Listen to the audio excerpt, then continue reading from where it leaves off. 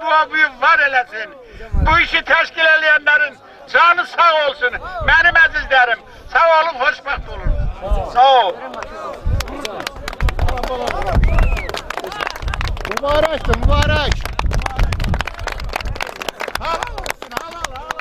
Benim əzizlərim, çok insanlar için maraqlı istiqamətin içində var. Atın gidinə baxın və konvertin içine qiymət koyun. Ailəyə yaxşı baxırlar, yaxşı heç qalsın.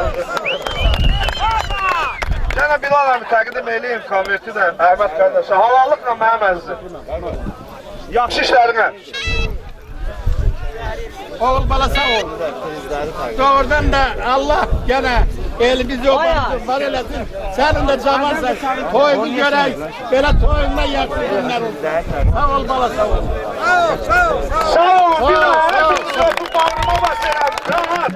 Atları da rahat sürün. Gedəndə artıq dərəcədə xahiş edib. Rahat gedin evinizə. Doğru var. Evdəkiləri də sevindirin şartdadır.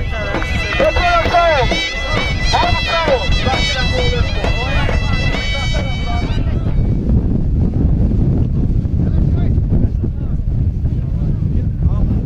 Yaşar, Akun. Akun buraya gel Akun. Dur.